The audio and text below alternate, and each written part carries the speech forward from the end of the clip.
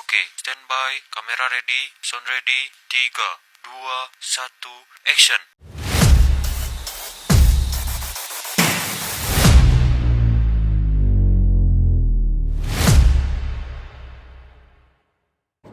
Assalamualaikum warahmatullahi wabarakatuh. Saya Alifina Syahra, saya Idia Khairunisa, dan saya Salma Pratiwi. Kami ingin mewawancarai salah satu dosen FEBI, yaitu Bu Rizka Anggi, dengan jabatan gugus penjamin mutu FEBI, dengan latar belakang S1 dan S2 Hukum, dan memiliki bisnis video foto dan fotokopi.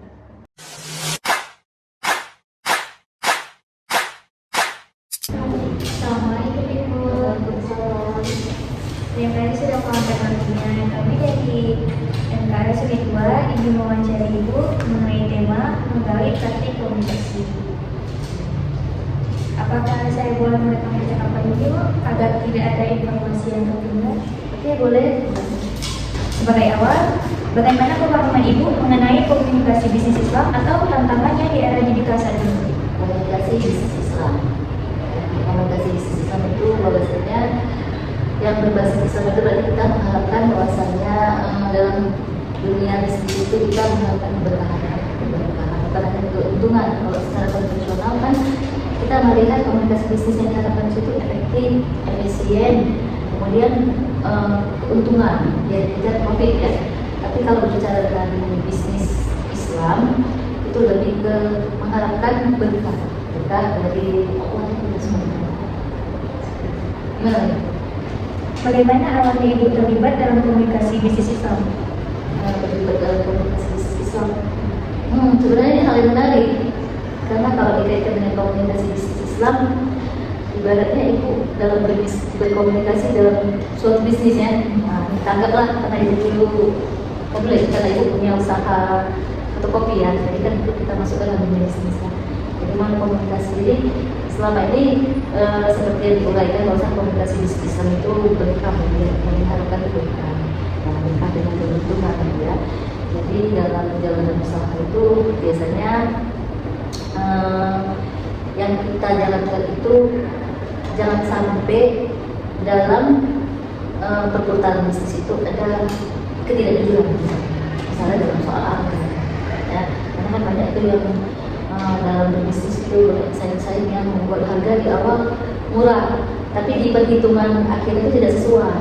Itu banyak yang kecewa. Jadi lebih bagus dari awal itu memang kita buat berapa nominalnya, dan nanti kalau tak dikurangkan berdiskusi, bermusyawarah bersama. Itu menurut Ibu ya dalam berbisnis secara Islam ya. Kalau komunikasi yang dilakukan secara konvensional itu kan tak peduli dia mau kayak manapun, tetap harus mendapatkan keuntungan dengan modal yang kecil. Dia harus minimal, bukan modal yang minimal, dia harus dapat untung walaupun kecil, tetap untung yang dikejar, tidak mengejar berkah. Nah, misalnya dalam berbisnis waktunya menjalankan ibadah, ini misalnya waktunya sholat nih, masuk sholat subuh gitu kan, karena rame ya udah nanti lah sholat nanti. Tapi enggak, tetap itu ada berapa anggota kan, sholat terus ganti karena ajarnya, jadi langsung enggak nanti. Jadi seperti itu karena banyak untuk menjalankan berkah ya, secara Islam kan. Iya, Jadi gimana sih mengatasi konflik yang dalam komunikasi itu kan pasti ada kayak salah paham lah, ada penadaan yang salah atau kata-kata yang salah ini. Bahasa bisnis ya, yang biasa terlibat dalam, jadi ada istilahnya kalau dalam bisnis itu beragam pelanggan beraja ya, pembeli beraja, pembeli ada beraja. Jadi kira-kira kalau ada miskomunikasi itu dimusyawarahkan ya. Misalnya dia salah dengar dalam perhitungan harga, berarti dia dikomunikasikan secara kekeluargaan. Berapa Kak di sini? Sekian gitu kan. Di sana aja sekian. Kita emosi gitu kan. Karena kadang-kadang kota itu tiga aja mau ke sana. Kalau itu enggak gitu. Coba tanya dulu di sana deh. Kalau mau di sana silahkan di sana. Kalau memang di sini sesuai dengan nanti di sini kita pelanggan. Kalau banyak nanti mungkin dikurangi, cuma harga-harga memang segini. Itu dikomunikasikan ya.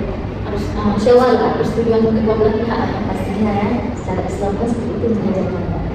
Apa saran Ibu bagi mahasiswa atau calon pengusaha muslim agar mampu berkomunikasi bisnis secara Islam dan efektif. Efektif ya. Karena berkomunikasi bisnis secara efektif itu menjadi orang yang amanah gitu. Amanah kan jujur ya, jujur dia dalam harga, jujur dalam memberikan pelayanan, kan bisa begitu kan. Mengenai produknya juga harus sesuai apa yang ditawarkan dengan apa yang disampaikan itu harus sesuai. Jangan menjadi catatan. Jangan nanti ternyata sendirinya harganya karena ada cacat, tapi nggak bisa pelan-pelan itu kan tidak Banyak banyak ya. Kosmetik juga kan, Ya, misalnya itu baju kosmetik itu kesulitan kayak gitu. ternyata barang cacat kan, ini kan tidak amanah. Secara Islam kita diajarkan untuk jujur, kan berkah kan jujur.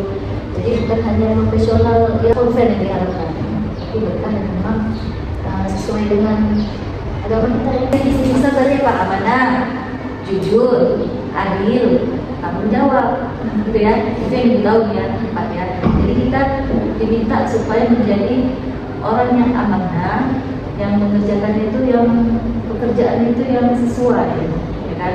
Sesuai dengan apa yang diinginkan, sesuai sama-sama, sesuai kesepakatan, betul kan? Kemudian jujur, ya, tadi dia bilang bagaimana jujur kan? Jujur kalau ketika itu memang barangnya tidak bisa atau tidak layak lagi, kalau mau dijual, tawarkan dengan harga yang dikirimkan, kan seperti itu kan? Tapi kita kasih pemberitahuan, bukan seolah-olah ini kita murah, padahal kualitasnya nggak ada, itu kan tidak jujur. Kemudian apa? Adil. Bagaimana dikatakan adil? Adil itu sesuai dengan kebutuhan, porsinya sesuai dengan kebutuhan. Apa yang dimintanya? Jangan ketika kita jual ada ini, ada, tiba-tiba dia datang banyak yang nggak ada, kan? Berarti di situ letak keadilan itu gimana ya? Tidak sesuai dengan porsinya. Itu adil dalam memberikan harga. Misalnya kadang-kadang ada seperti kita makan di rumah makan di jalan kalau kita melintas. Tengok yang kita belum pada daerah ini, harganya pasti naik. Bisa kali berkali lipat. Hampir dekat sama kejujuran ini kan. Itu kan nggak adil. Kenapa dibedakan ya? Sementara yang ditawarkannya produk yang sama. Ya, sama kayak itu dia lagi kalau tanya ada jual online, dibuat di situ. Ini kak ya, ini promo produknya. Harga berapa? Cek harga. Oh, di inbox aja. Kenapa nggak ditaruhannya aja? Masalah ongkir itu kan tinggal diskusikan. Saya penasaran dia. Adil, memang harga produk itu segitu. Jangan dilihat karena ini bukan daerah orang daerah sini. Ada itu kalau mau makan kayak gitu. Dan terakhir tanggung jawab. Ketika memang kayak kami misalnya kan, fotokopi ya. Jadi ini dari tinggal kalau pelanggan percaya tinggal di mana? Kak, fotokopi. Dan fotokopi banyak. Tiba-tiba fotokopinya itu bergaris, ada garis sebelah, ada garis sedikit, garis putus tengah, gitu kan.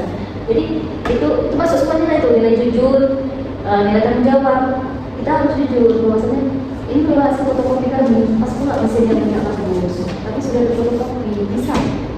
Kalau katanya nggak bisa, ya kita ulang lagi, kita bersihkan mesin kita. Atau kalau kita nggak mampu, kita bilang mesinnya lagi nggak baik, coba ke toko lain aja. Jangan bayar ini karena kesalahan kita. Itu namanya tanggung jawab, ya kan?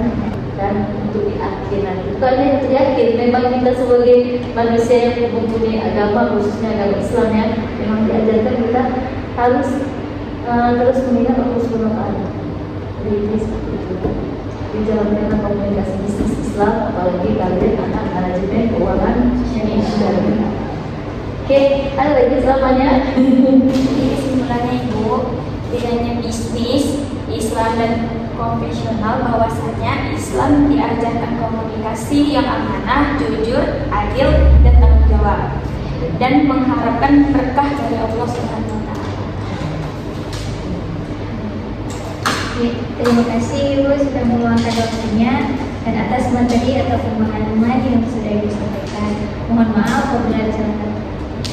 Terima kasih juga kembali, semoga berkah. Amin.